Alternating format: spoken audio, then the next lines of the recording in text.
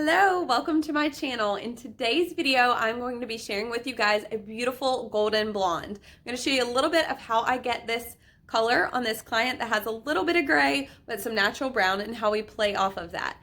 Golden honey blonde is such a beautiful color, and it's really becoming very popular. It's super ideal for people with different skin tones that the ashy or the really light pearl blonde don't work on, or if you're a darker haired gal like me and sometimes that bright white blonde just doesn't work on your hair. It just goes too dark too quick, and it honestly isn't very complimentary with darker eyebrows. So this color is a great option for many different people, but it can kind of be a little bit tricky to achieve. So let me show you how I get a gorgeous golden honey blonde but still avoid any of that brass and chaos that we just don't want.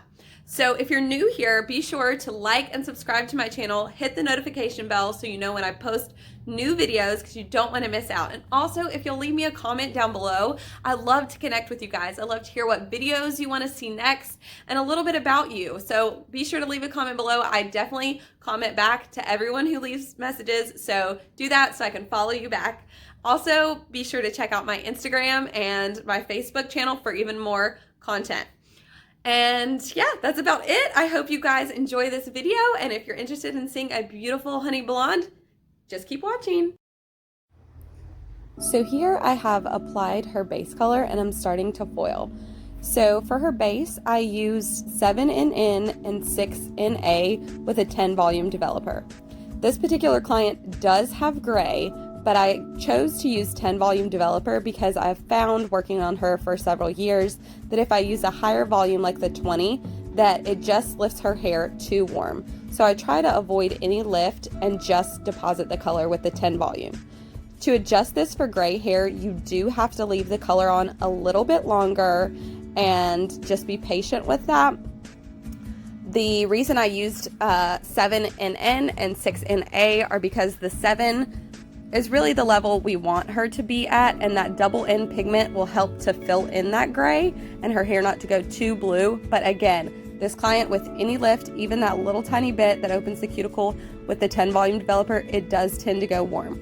So I dropped the level down one so that the color molecules are smaller and will fill in that gray hair a little bit better, and used that NA so that that ash that's in there will help the color from going too warm. So you notice that I have applied the color before going back and doing her highlights. The reason I put the base color on first is because I want to blend that highlight up to that line. There are some shots you can see here where the color gets a little red or purple tinted where the lightener touches it.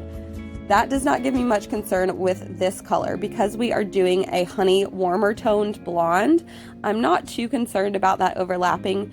It will give a warmer area than you may want if you were doing a really ashy or cool toned blonde, but here it just gives a little bit of a blend and a transition shade in between.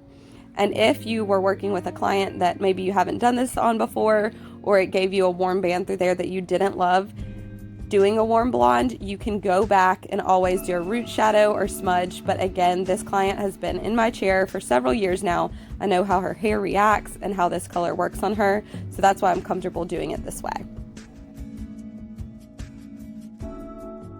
I'm just going to continue up the head doing diagonal slices, framing out her face line so that when her hair falls, all these diagonal slices will go forward and create the most blonde around her face. And I am doing pretty much all slices through these front 2 panels on the first 2 quadrants around her face, so we get a lot of blonde here.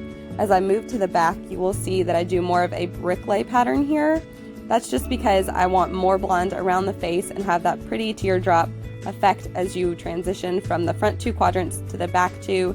It's just a natural look and makes it look like it's more sunlightened and not so one color all over. It's much more organic and natural this way, and I just love doing this technique, and it leaves a lot of dimension in the back as well.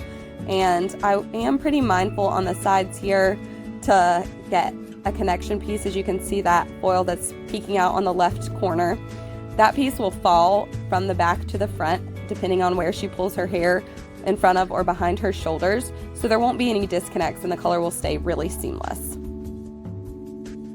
Though I am doing slices, I'm still mindful to use my foiling comb and pick out the pieces that have already been lightened so we're not overlapping. Here we have rinsed her toner, which was 9V and 9NB, and here is the final result. The reason I chose those colors was the V to cancel out the yellow that was left at the level 9, and the NB to give this pretty beige honey color. Be sure to leave me a comment of what you guys think of this color, and if you like these color videos and would like to see more, just let me know below.